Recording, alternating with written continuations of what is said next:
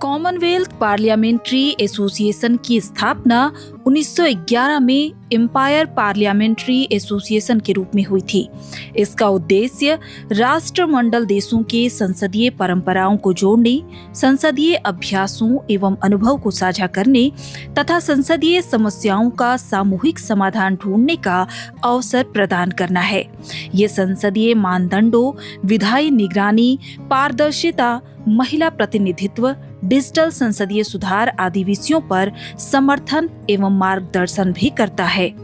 68वें राष्ट्रमंडल संसदीय की बैठक 5 अक्टूबर 2025 से 12 अक्टूबर 2025 तक बारबाडोस के ब्रिजटाउन में आयोजित हुई। इस सम्मेलन का मुख्य theme the Commonwealth a global partner रहा। माननीय अध्यक्ष झारखंड विधानसभा सह सभापति राष्ट्रमंडल संसदीय संघ झारखंड शाखा श्री रविंद्रनाथ महतो सीपीए के 68वें कॉन्फ्रेंस में भाग लेने के लिए बारबाडोस पहुंचे।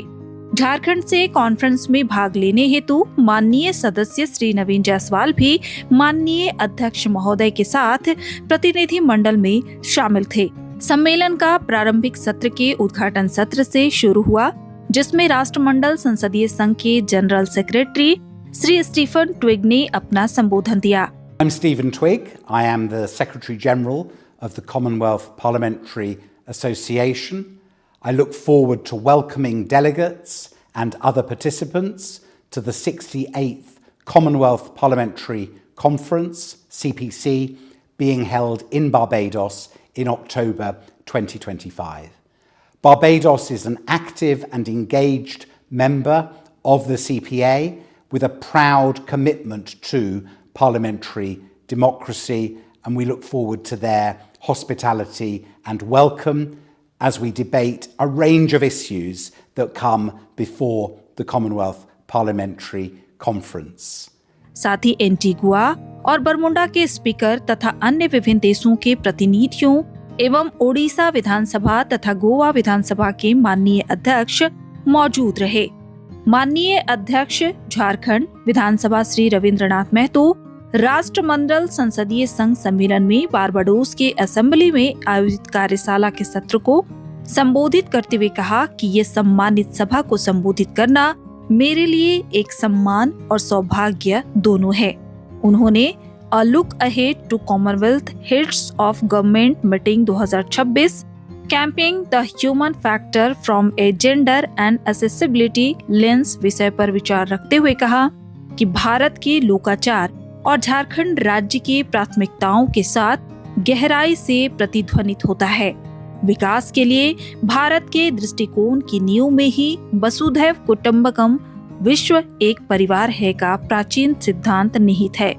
माननीय अध्यक्ष महोदय ने सम्मेलन में गृह राज्य झारखंड के आदिवासी समुदायों के अनूठे योगदान को उजागर किया।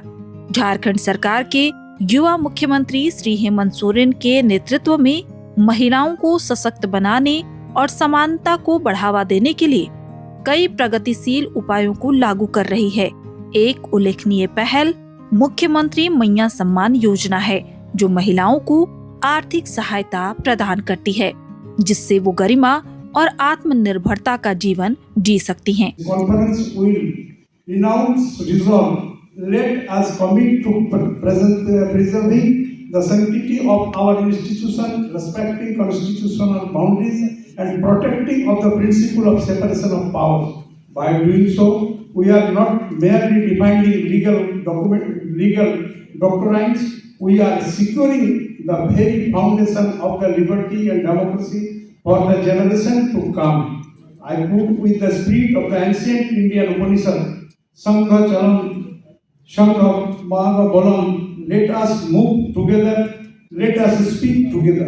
May this spirit guide our parliaments and legislatures to work together in harmony, to speak together with purpose and do given together with justice. Thank you. जैसा कि हम चोंगम 2026 की दिशा में अपना रास्ता तय कर रहे हैं, राष्ट्रमंडल के लिए एक ऐसा सहयोगात्मक ढांचा अपनाना आवश्यक है जो न केवल लिंग और पहुंच संबंधी चुनौतियों का समाधान करे, बल्कि समानता का समर्थन करने वाली विविध सांस्कृतिक परंपराओं को भी मान्यता दे। प्लेनरी सत्र की अंतिम कार्यशाला में माननीय अध्यक्ष झारखंड विधानसभा श्री रविंद्रनाथ महतो ने राष्ट्रीय संसद बनाम प्रांतीय, प्रादेशिक और विकेंद्रीकृत विधान शक्ति के पृथक्करण की रक्षा और संरक्षण विषय पर बारबाडोस असेंबली में विभिन्न देशों के राजनयिकों के समक्ष अपना वक्तव्य रखते हुए कहा कि सत्ता को हमेशा जवाबदेही और नैतिक व्यवस्था द्वारा नियंत्रित किया जाना चाहिए। लोकतंत्र की वास्तविक ताकत इस बात में नहीं है कि किसी संस्थान के पास कितनी शक्ति है, बल्कि ये है कि वो कितनी जिम्मेदारी के साथ खुद को अतिक्रमण से रोकता है। भारत में झारखंड विधानसभा के अध्यक्ष के रूप में मैंने देखा है कि कैसे ये संतुलन लोगों को सशक्त बनाता है।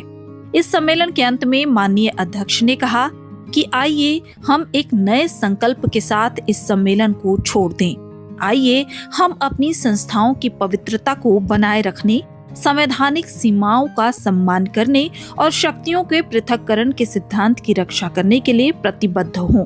ऐसा करके हम केवल कानूनी सिद्धांतों का बचाव नहीं कर रहे हैं, हम आने वाली पीढ़ियों के लिए स्वतंत्रता और लोकतंत्र की नींव को सुरक्षित कर रहे हैं।